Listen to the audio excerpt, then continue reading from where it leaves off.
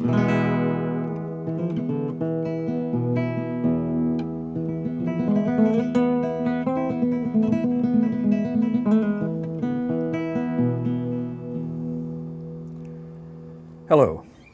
my name is Geoff Johnson. I'm 69 years old, and last year I was treated for prostate cancer. I'm now looking forward to getting ahead with my life, the things that matter most to me: music, my family, traveling. Today we're going to interview 9 gentlemen who've also been through this experience. They'll talk about their diagnosis, how they chose their course of treatment, and how they're enjoying their lives subsequently after prostate cancer. I think for anyone who's had this new diagnosis, I think it's recognizing that you're not alone in the diagnosis. But most importantly, if I had a bottom line from my experience, is that men get as much information as they can when they're first diagnosed. My doctor actually, he called me on the telephone. First thing, you know, hi, how are you, that sort of thing. And then he said, you have prostate cancer. After that, this is all I remember. The call was about 45 minutes. I don't remember much of anything about the call except, holy shit, I have cancer. I was pretty upset. It was quite devastating. I think I was in shock. I'm not sure that I understood or took in everything that I was told. I wasn't frightened as such because I'd been doing a kind of a watchful waiting for some period of time from the time I'd first started tracking my PSA, and it was kind of marginal, but we decided not to do follow-up or a biopsy at the time. So I'd been waiting for a number of years, and when this happened, it didn't come as any great shock. And also my father had prostate cancer, and in fact died from prostate cancer. So I was at least a little bit familiar with what I was getting into. Doing a Google search from home, although that may seem to give you a lot of information, it may not all be accurate, and it may be very difficult to cipher through all of that information. It can be quite overwhelming. I think by utilizing some of those resources, hopefully it allows people to get information that's tailored to them rather than a huge conglomerate of an overwhelming wave of information, which I think you can be a bit bogged down and have difficulty making that final decision. Once I got information, I could deal with it. But on the other hand, a lot of the information seemed to start with the worst case scenario, which quite frankly scared the hell out of me. But then as I got into it more and more, I realized, well, that seems to be the worst case scenario, but then from there on in, it's better and better news. And there are low risk cancers, intermediate risk cancers, and high risk cancers.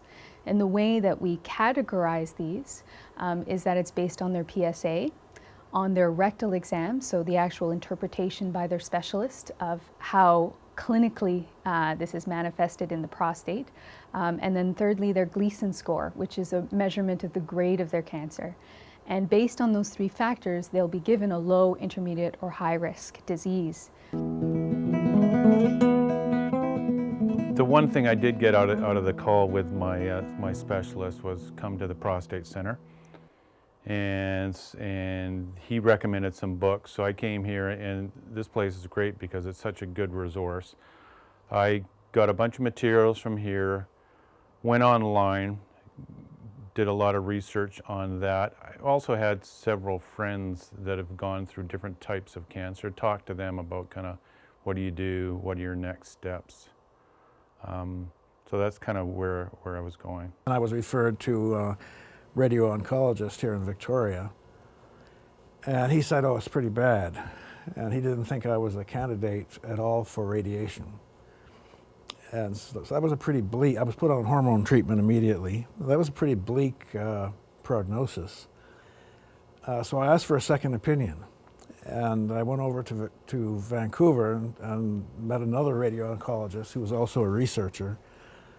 And he said, I've been over your file in great detail, and I think you're a candidate for this treatment, which is the combination of a month of beam radiation and then the insertion of the little radioactive filaments into the prostate, brachytherapy.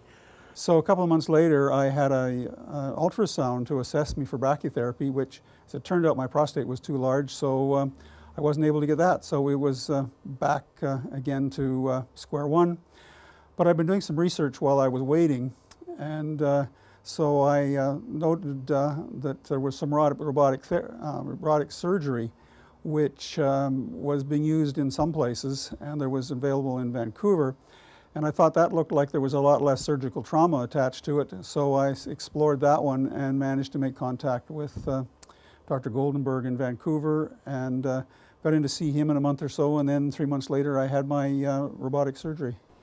So active surveillance seemed to be a better option. You don't have to do anything. You just sit tight and wait. Especially my case, it wasn't that serious. That's what I was told.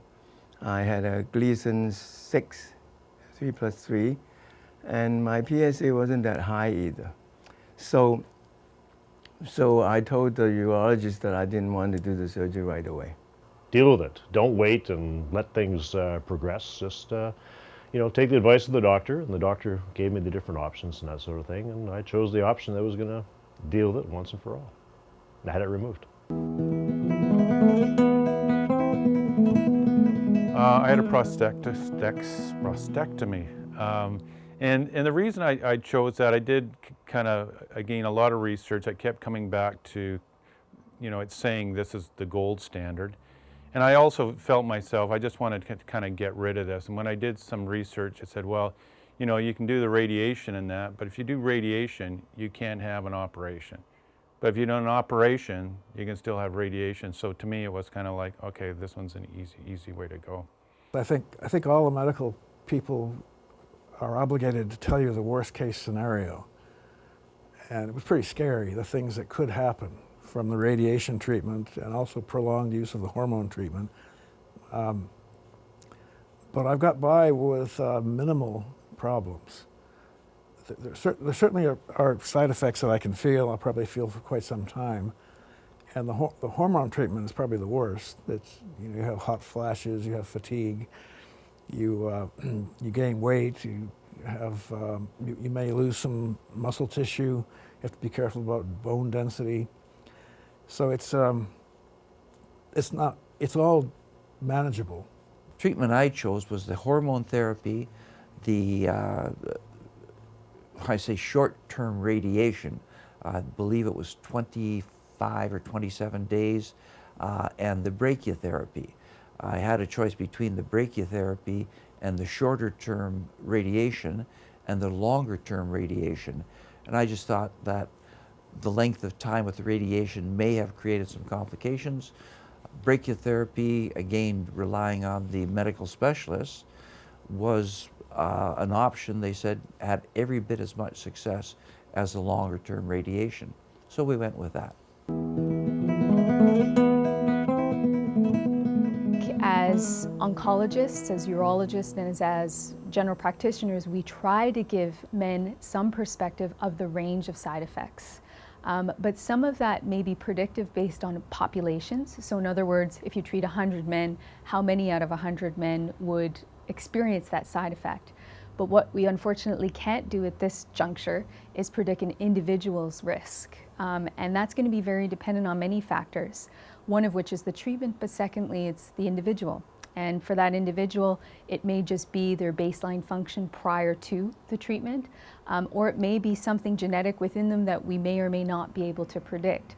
Now, obviously, those are factors that are always being researched, that we want to understand more how to individualize a treatment and also how to predict the side effects for one individual. But currently, we're really basing it on outcomes research, that is population outcomes research. If we know we've given a treatment to 100 men and we follow them prospectively, which is one of the things that we have been doing at the Cancer Agency, what are the side effects that men experience? And what we can give them is sort of population information, but we can't give people individualized information. During the treatment itself, the hormone therapy pretty much as predicted for side effects. What I came to call thermonuclear blast furnace events, which my wife simply smiled knowingly at. Hot flashes are a different experience, I think, for a man. But there are always some surprises that are involved, and my body reacted reasonably well, except that I ended up with one of the classic side effects with some low-grade continence issues, which have persisted to this day, and maybe they will get solved as we get a little better at it, or maybe not. I don't even know the answer to that question yet. But I had to use these Flomax, these pills. I think I used it for about 8 months. Then I think I was back to normal about that time, so I stopped using Flomax. 95% of people who have prostate cancer and are treated have a perfectly active life with no recurrences for at least 5 years and often through a lifetime. So we just need to get used to the idea that this is not something that can't be defeated, and it's also something that we need to accept as part of life. I think the important thing now is to share and to talk to your friends, your male friends, that you need to go in and have the exams. Again, I use the example of my good buddy Jim, who never did. He never did, and he paid the price. I was always diligent, right? You'd go in and oh my God, I gotta go for this rectal exam. Not a lot of fun, right?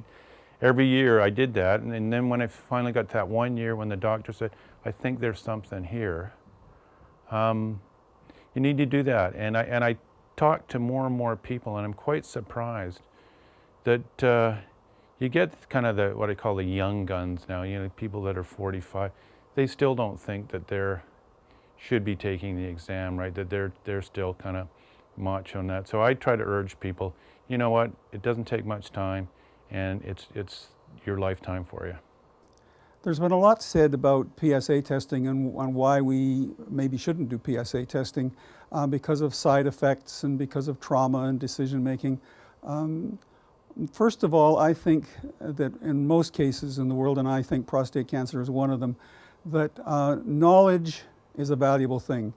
And I don't think operating out of a position of ignorance does any value for anyone. So I think that it's worth tracking your PSA to know where things are going. That doesn't mean that you have to jump to panic as soon as you get a PSA that may be a little elevated, because PSAs can be many things and it takes time to figure out. Also, one of the important things in PSA is tracking how fast it's rising and whether it's continuing to increase faster. If you don't have a baseline, as with other things in life, you have no idea how to measure it, and you're still going to have to wait for a time to get comparative testing before probably any great amount of treatment is going to occur. It really is the only measure that one can look at to assess whether or not there's a high likelihood of prostate cancer in one's body, short of a biopsy. So I really believe that men should have regular PSA tests, particularly after age 40, more importantly after age 50, but after age 40 if there's any history of cancer in the family, prostate cancer in the family. So I don't support the myth, I call it, that's going around now that PSA is not something that should be administered to all men. So in a nutshell, the one piece of advice I would have would be, don't hesitate to ask anytime you have a question, so that in your mind you're dealing with certainties and not with speculation. Things that I would encourage men when they get their diagnosis is to seek as much advice from as many people as possible. And that might seem overwhelming because there is so much information that is out there. But I would encourage men, depending on the type of person they are, to really read that within themselves and know what they need to make the right decision. In terms of who you might meet, I think all men will meet their general practitioner initially, whether it's based on a PSA, an abnormal digital rectal exam, or simply a change in their symptoms, in their urinary symptoms. Any one of those may trigger someone to get prostate biopsies. So they would end up meeting a urologist who's a specialist basically in any of the urinary tract diseases, and particularly prostate cancer. And so that urologist would likely arrange for the prostate biopsy, and from those prostate biopsies they would receive the definitive diagnosis. From there, it's important to not only speak with your urologist, your general practitioner, but also to come to the cancer agency. And I think the main advantage of going to the cancer agency is learning about other options, other alternatives such as radiation, and that could be given in form of x-rays, which are given from the outside of the body, and they're given daily, or it could be in the form of brachytherapy, which is seeds that are actually placed in the prostate, or it could be a combination of these. And depending on the level of risk of their prostate cancer, both their urologist and the oncologist may talk to them about options like hormone therapy. But that's a big decision. It's a lot of different treatments to consider, a lot of different side effects, and in some circumstances, we may recommend no treatment at all. We might actually recommend surveillance. So you can imagine there's a lot of information they need to take in, and I think getting different perspectives and talking to all the specialties involved as well as their own family doctor is important in making the right decision.